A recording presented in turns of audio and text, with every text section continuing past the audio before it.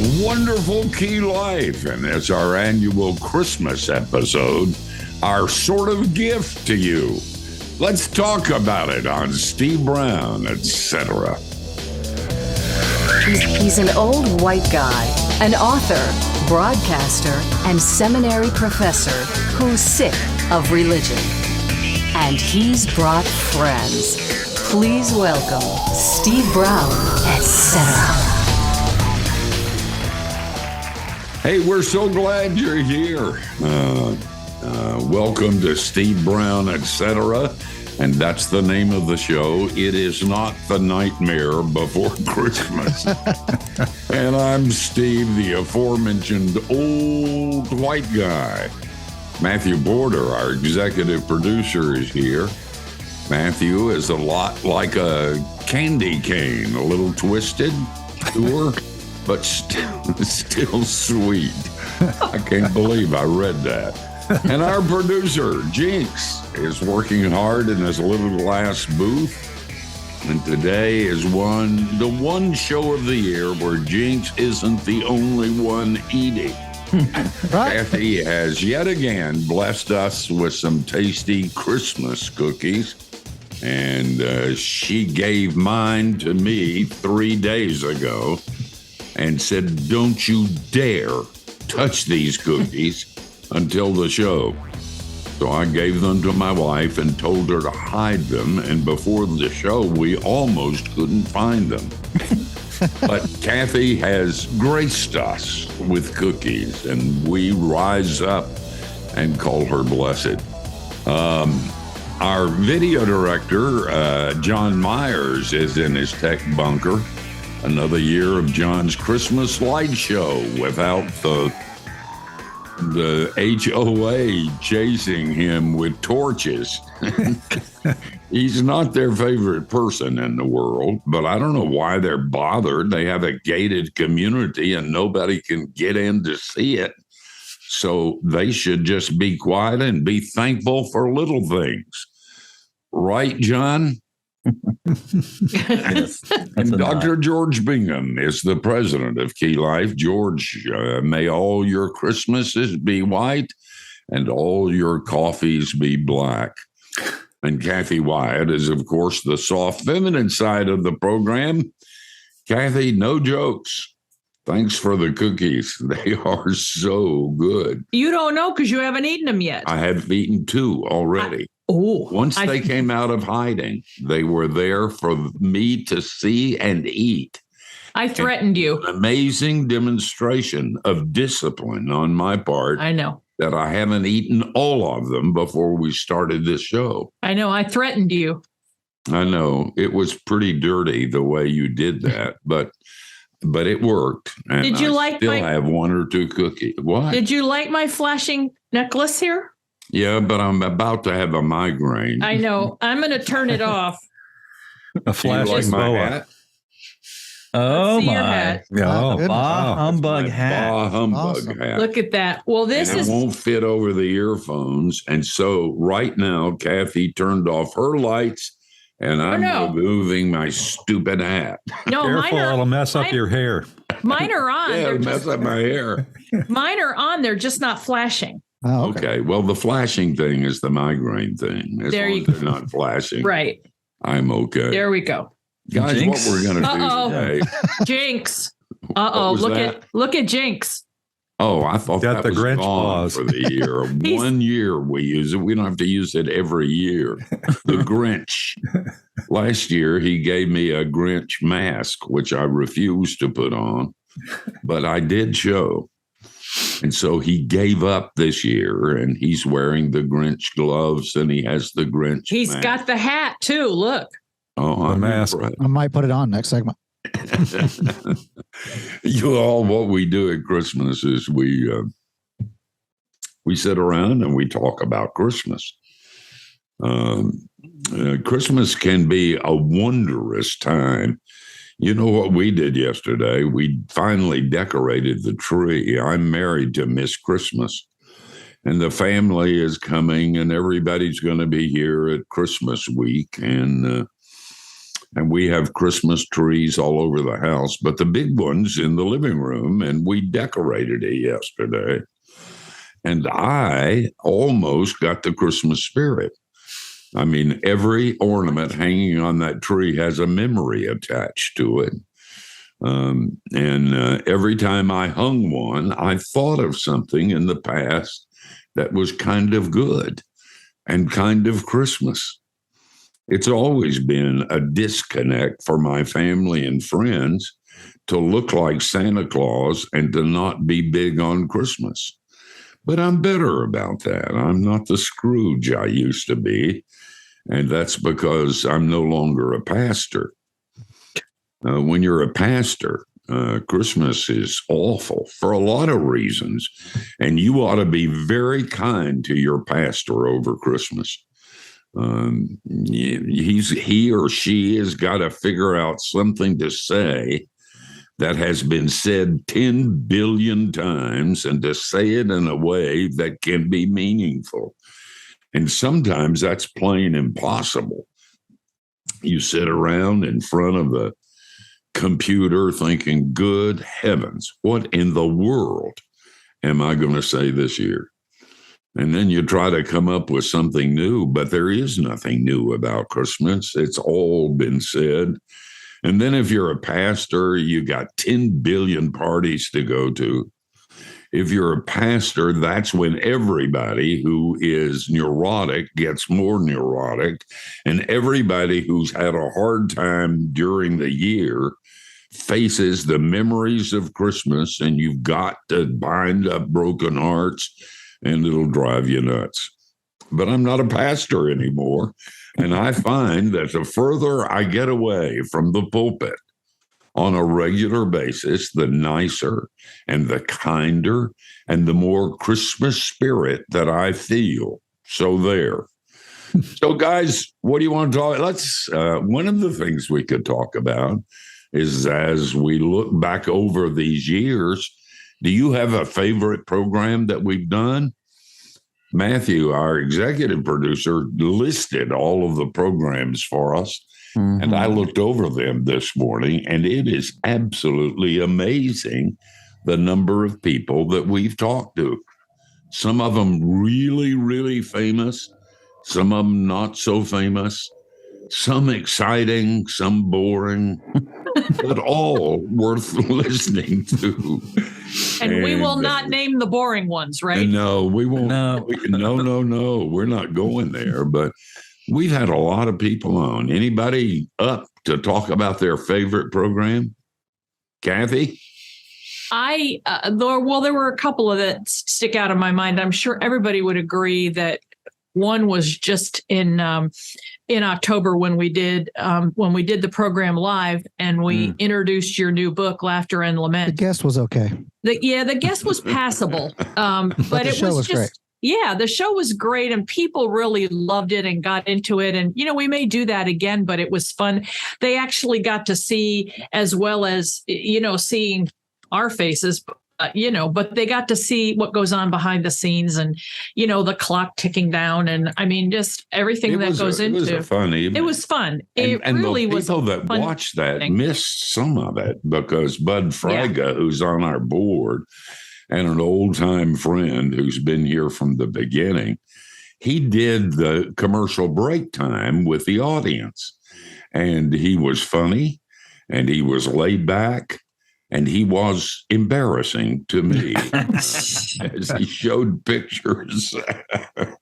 Yeah, there were some really sweet pictures, really funny pictures. There was a picture of you and Anna back when you were in college, and which was just really sweet. I mean, that was 62 years ago. So, I mean, that makes the heart go pitter patter for sure. But I mean, and then one of you with your, sitting on your pony, and there was some cute stuff there. Really, really, people loved it. They didn't have to watch, and I'm glad to be thankful. That's a gift that I gave to you. Matthew, you got a favorite? Gosh, there's a lot to choose from. I really like Michael Reeves. We've talked to him. I talked twice this year, but maybe it was just once this year and once last year. But just a incredibly articulate and passionate guy, and and a deep thinker, but in a way that doesn't feel academic and dry. It's just so much vitality, and I could just listen to him talk all day. And you don't you really don't expect that from an academic. You expect something that's going to have to be explained after they get off the air. But with him, he jumped right in and he was fun. And his book literally was a life changer for me in terms of the Holy Spirit. George, you remember any? Well, as you say, there were a bunch of them. I mean, we're about to run out of time, but who couldn't enjoy Hugh Ross telling us the source of UFO sightings? I mean, that was. Now we know the truth. Of course, nobody knows what he said because he's so complicated. Actually, Hugh gets the fodder down low enough so we can all get it. That's what we're trying to do on this Christmas program. We're all brilliant. We're all very heady, profound in our thinking, but for your sake, and if you believe any of this, you'll believe it. At least we're humble.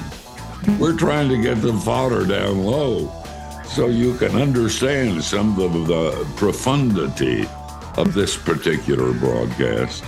Hey, don't go anywhere. We're going to eat some cookies, really, and then we're Jinx. coming back.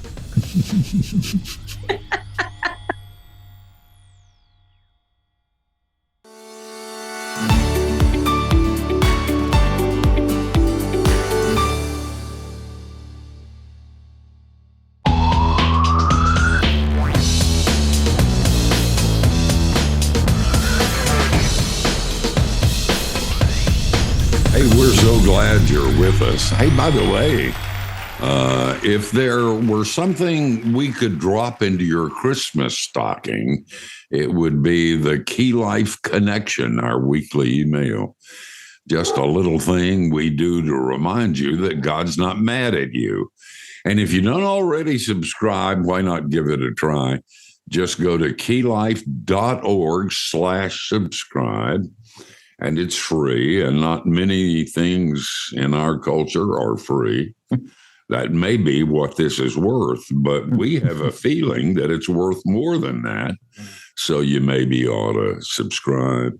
On the other side of the break, we were talking because this will be the last etc. program for the year. And we were looking over the many, many programs of this past year. Sometimes you forget, we have had so many incredible guests over this year, and you guys have been kind enough to join us for these programs. Jinx, which one was your favorite? Oh, I really enjoyed the skit guys and also Dan Merchant with the TV shows. Yeah. That's just kind of incredible to get the behind the scenes on that stuff. Mm-hmm.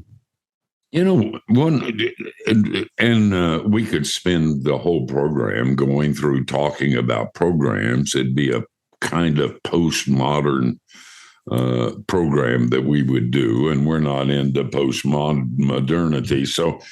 So let's switch subjects and talk about some Christmas memories that you have. At the beginning, I said we decorated our Christmas tree yesterday, and when you've been around as long as Anna and I've been around, you have ornaments that go way back with incredible memories to them. And as we hung the ornaments, we remembered who gave it or where we got it or the story that was connected to it. And so we had a wonderful time, and I don't always have a wonderful time decorating the Christmas tree. You guys have some memories that you go to at Christmas that give you that feeling, the Christmas spirit feeling? Well, don't everybody speak? Yeah.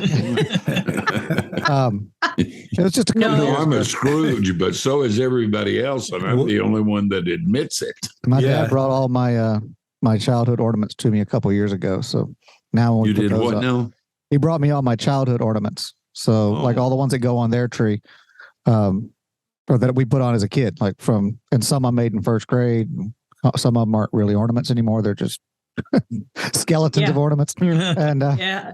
Ghost. but it was nice to kind of go through those and still put them on and show them to my kids and they would they're like, "Where'd that come from?" I'm like, "I made it." Really? Yeah. It is Christmas is my memories, my really good memories about Christmas are not religious. They're not about Jesus. They're not about any of that. Oh. They're about Christmas and Santa Claus. And as a little kid, getting up and going to see what Santa had brought. And I can think about that joyous time.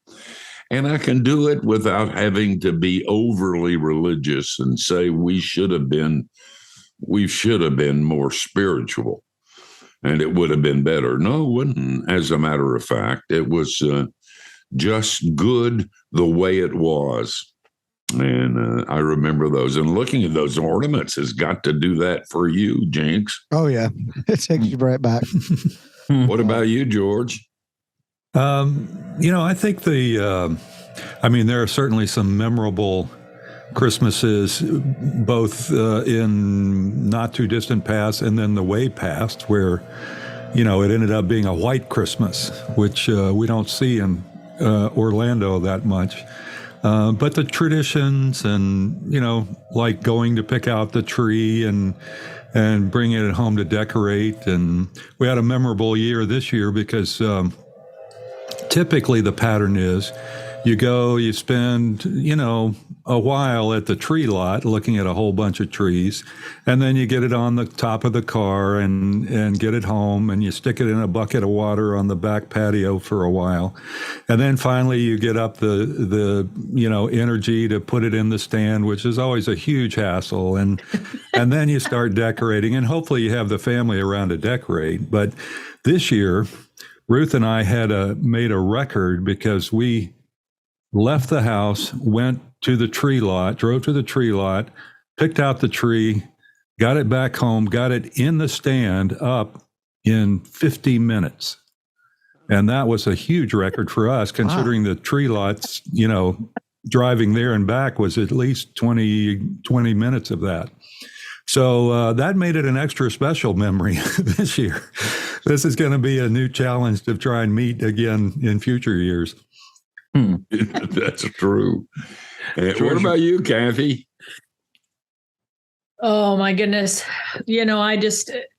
Decorating is like super hyper overdrive. And this year I didn't do anywhere near as much as what I usually do. I've had house guests for about 12 weeks. And so it was just stuff that was going to get in the way and, some of it. So I just did some basic stuff. But By the way, for those of you who don't know, at Christmas, Cathy's house becomes a winter wonderland with villages everywhere and Christmas stuff. And she couldn't do it this year. And that's kind of sad. Well, but I did, there's something in almost, in almost every room. So that's always my goal that, there's stuff in every room. But I did do, I did confine myself to the kitchen.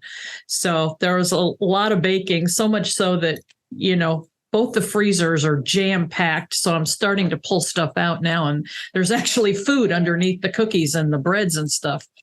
I didn't know that. I thought there was only cookies and bread and stuff in there. So this is going to be a special Christmas for you of memory?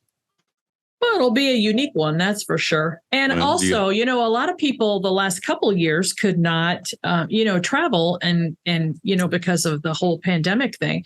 So I'm actually, headed out of state to family for the first time in a couple of years, which will be really nice, really nice. Matthew, you might want to start, and then I'll interrupt you and say, "Hold it." We'll make it all right for the next. Well, George's story about the tree reminded me of the first time where we had all of our babies, and we had an SUV, and then we got the tree, and they strapped it to the top. And I felt like some kind of suburban Viking king, like I had slain a deer, pillaging the tree lot. Behold, I have brought the tree. I don't know. It was just something primal that connected. I was like, oh wow. Matthew, anybody ever tell you you're Strange. A little bit weird? There's just something wrong with you. Heard his Just telling the truth, man. Guys, we're going to come back and continue with our discussions about Christmas and Christmas memories and Christmas realities.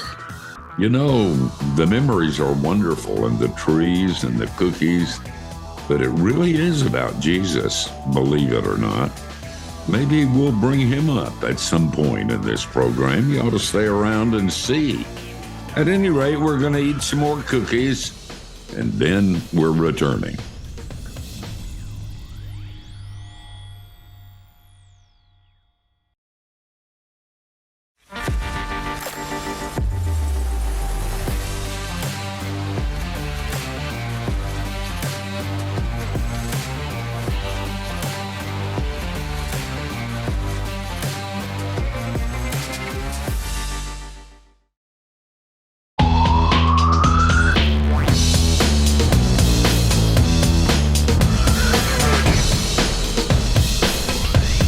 Hey, thanks for hanging out with us. And by the way, we're now on our way to 1 million YouTube channel subscribers. We just have 992,000 more to go. Why don't you help us get to that goal? You can go to youtube.com Key Life Network and click subscribe and become a part of our YouTube family as we move to 1 million subscribers. That was really funny. I thought, boy, I missed that in the meeting. I mean, for that matter, we're on our way to 10 million. I mean, it's perspective. Yeah. Or 20. Or 20. Either way, I mean, it'll work. God is infinite. Dream big. That's right. We're talking about Christmas memories and things that we remember from the past at Christmas. Music plays a great part in that. It's been really interesting this year at the church that I attend. During Advent season, Christmas season, we have a very contemporary worship thing. And all of the Christmas music didn't sound like Christmas music to me, but being kind and quiet and civil, I didn't say anything. My wife was cussing and spitting. And I think they heard her do that. And so this year it's been Christmas carols and Christmas music. And, all kidding aside, that does play a big part in what we feel at Christmas and even the memories that we have of Christmas. Cathy? 7 years ago, I got to sing at Carnegie Hall with Keith and Kristen Getty and a couple hundred other people, as well as all their musicians and everything, for their Sing an Irish Christmas tour that they do every year. And that was, aside from the fact that, I was singing with a couple hundred other people and some fabulous musicians and the Gettys, who I greatly appreciate. I was standing on the platform on the stage in Carnegie Hall. It don't get no better than that. It was awesome. A pretty remarkable thing. Awesome. I did it a couple times when they were here, when the tour came through in Orlando, and participated in it, and it was wonderful. But the Bob Carr Theater and Carnegie Hall, there is a bit of a difference. How do you get to Carnegie Hall? Know somebody. Practice. By the way, I played the piano at Carnegie. Well, actually, I didn't, but I started to. I was a speaker for, they needed a preacher to make it religious. And so I was a speaker for the the American thing they did for the firemen and the policemen. And when I walked out to speak, there was a big piano there. There had been a number of Christian musicians. And I thought, I'm going to reach over and just hit a note and tell everybody I played at Carnegie Hall. But it was such a somber, serious moment. It was an Encourage America thing. I decided not to do it. And now that I look back, that was a very wise move. Well, and you didn't mention that was following 9/11. It was honoring. Yeah, it was right after 9/11. The first responders. That's true. It was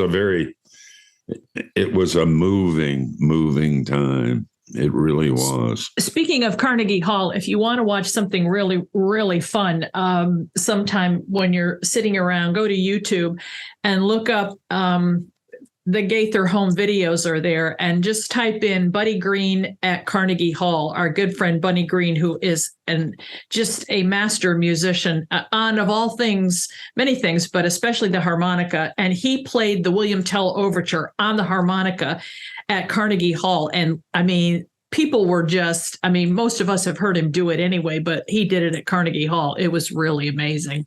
I love it when he does that. When you say Buddy Green, every time Mary Do You Know comes on, I straight up name drop Buddy Green. Like, hey, you know, I've met the guy who wrote the melody. Yeah. And the kids are approaching the age of like, yeah, Daddy, I got it. I remember you said the same thing last year. Meet new people. I'll say it again. Try harder. I am man. There's some songs like Mary Did You Know that have there's a supernatural thing. There is, absolutely. It gets legs, and then people all over start. Amazing Grace is one of those songs, but Mary Did You Know is probably one of the most sung Christmas songs every Christmas. And, Mark Lowry, when he wrote the words to that, he gave those words, that poem, to a number of people before he gave it to Buddy. And it wasn't until Buddy that it was like, boom, it just happened. I didn't know that. I didn't know that Mark had done that. Well, beautiful song and a beautiful thought. I'm working on a sermon for next Sunday at a church here in Florida, and I've been thinking about that particular song. What kind of spirit did Mary have, and did she know? I mean, it's hard to do that on a farm with cows and camels, but did you know that baby's hand would be the hand that created the world and brought us all to God and reconciled us? Well, we'll talk a little bit more about that. We ought to be a little bit religious on this program, and we have to work at it to pull that off, but we're going to do it coming up, so don't go away. We're eating cookies. Wish you could taste some of them. Cathy made them for us, and we're trying to eat them slowly to make them last as long as possible. Hey, don't go anywhere.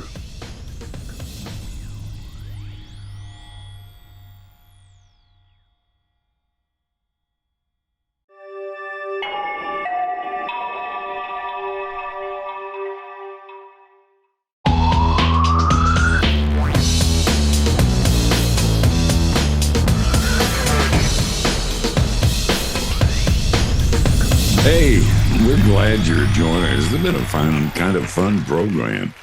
Thanks for hanging out with us. And in case you didn't know, Key Life added a new podcast this year called Simply Sermons. You can find it on the Key Life app, on your favorite podcast platform, or keylife.org, Simply Sermons. It's, I want to just kind of ignore what's going on in the upper right-hand corner of our screen, but it's hard to. That's kind of scary. Yeah. Last year, Jinx tried to get me to put that mask on. And, there's certain things I won't do. And there are people who said, you don't have to. Your face is enough. But for Jinx, that's different. So he now is experiencing. He's very close to fainting. Sure. He can't breathe. And the horror of him looking this way is that he can't eat cookies while wearing that mask. Oh, he didn't think that through. So what we're going to do is we're just going to sit here and look at him and see how long he can go without taking that stupid mask off. Well, and did you notice? There he goes. There he goes. He's fainting. And did you notice that George has a moving Christmas tree? Every time we've come back, that Christmas tree is moved. Has that been supernatural, George? What tree? Getting close. What, Jinx? You can't see out of this thing either. This has gone off the rails quicker than I thought. Oh my goodness. Oh You my guys, goodness. this has been fun to talk about these things, about the programs and about what we remember and about our favorite Christian music, Christmas music.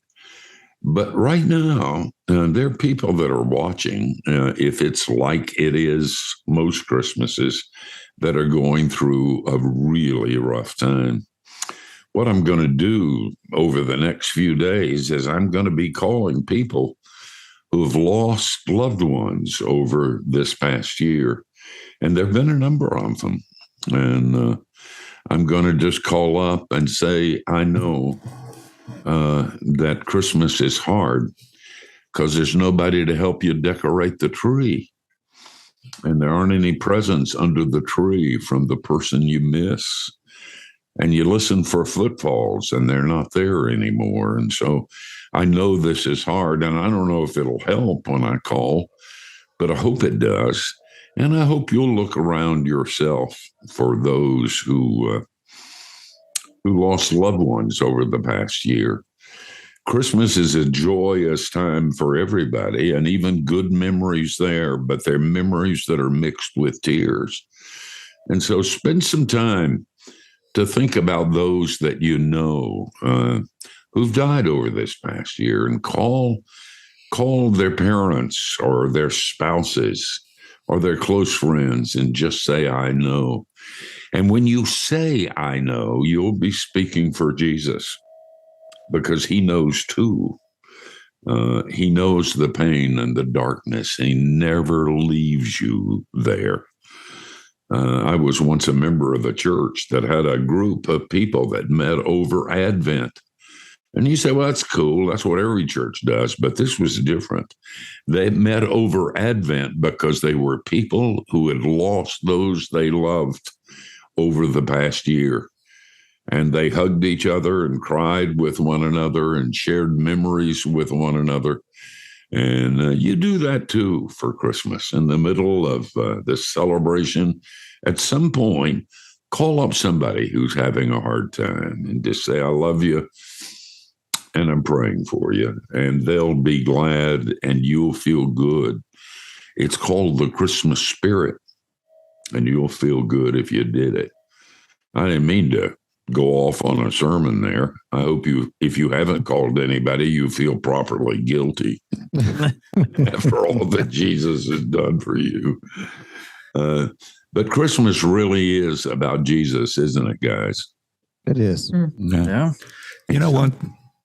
Go ahead. I was just going to say, one of the guests that we had that he actually did like a sort of a Advent devotional, Jared Wilson. Yeah. Yeah. And we were talking to, and we got into the discussion, and even for believers, even for those, who haven't had a difficult year, the build up to Christmas and then the end of Christmas can have a little bit of a melancholy and, maybe a little bit of a downer.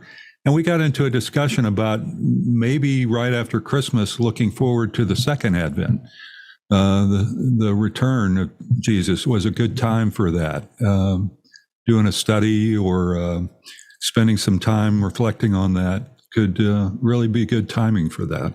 That's good. That was wise. And actually, in the church year, Advent isn't just the time we remember the first, but we think about the second also, when Jesus says it's going to come another time. And it's not going to be a stable this time. Not going to be camels and no room at the inn. He's going to come in his power and his glory to clean up the mess. And the church has always, during Advent, remembered both of those. Matthew, you got comments about that? You look like you're thinking deeply. Well, you didn't. This was not indigestion. To be any kind of plug, but as you're talking about the tears at Christmas, it reminds me of your book that came out this year, a couple months ago, and Laughter and Lament, and how for Christians you find tears and laughter going hand in hand in unexpected places at unexpected times. And there's really only one explanation for why that could be, That's true. And Christmas is kind of where exactly that happens. I have some memories of Christmas that are not very pretty. We went through some hard times at Christmas, and my dad was a drinker and was not sober during that time. And yet I can remember the laughter that was mixed with that. And that's true about life. It really is. Well, Cathy, you got an addition to this? No. She told you she's taking Christmas off this year. You kind of said it all. There's really not, Well, it's what we all think when we get at Christmas. There is that mix. And what George said about when Christmas is over, Paul Harvey said nothing can live up to the promise of Christmas, so they called it off. I get that. It's there's a mix. There's a mix of sadness and joy. And even our music has some of it, a sad quality to it, and some of it a joyous, joy to the world quality to it. Absolutely. Hey, guys, we've got one more segment, and we're going to take the time to look at what the scripture says as we read the Christmas story. Christmas is the time we remember it's not a story. It's not a myth. It's a fact. The God of the universe entered time and space, walked our dirty roads, and hung on our dirty cross because his love was that big.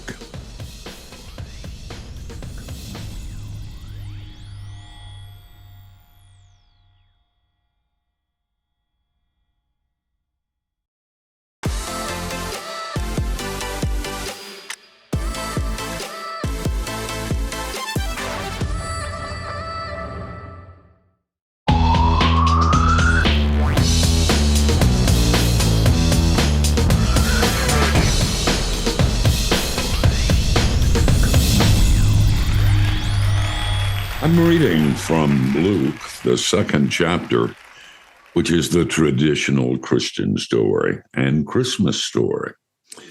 In those days, a decree went out from Caesar Augustus that all the world should be registered. And this was the first registration when Quirinius was the governor of Syria. And all went to be registered, each to his own town. And Joseph went up from Galilee, the town of Nazareth, to Judea, to the city of David, which is called Bethlehem, because he was of the house and lineage of David, to be registered with Mary, his betrothed, who was with child. While they were there, the time came for her to give birth. And she gave birth to her firstborn son, and wrapped him in swaddling clothes, and laid him in a manger, because there was no place for them in the inn. And in the same region, there were shepherds out in the field, keeping watch over their flock by night. And an angel of the Lord appeared to them, and the glory of the Lord shone around about them, and they were filled with fear. And the angel said to them, "Fear not, for behold, I bring you good news of great joy that will be to all the people. For unto you is born this day in the city of David a Savior, who is Christ the Lord. And this will be a sign for you. You will find the baby wrapped in swaddling clothes and lying in a manger. And suddenly there was with the angel a multitude of heavenly hosts, praising God and saying, "Glory to God in the highest, and on earth peace among those with whom he is pleased." When the angels went away from them into heaven, the shepherds said to one another, "Let us go over to Bethlehem and see this thing that has happened, which the Lord has made known to us." And they went with haste and found Mary and Joseph and the baby lying in a manger. And when they saw it, they made known the saying that had been told them concerning the child. And all who heard it wondered at what the shepherds had told them. But Mary treasured all these things, pondering them in her heart. And the shepherds returned, glorifying and praising God for all they had heard and seen, as it had been told them. Hey guys, from all of us here at Key Life to all of you, have a very Merry Christmas.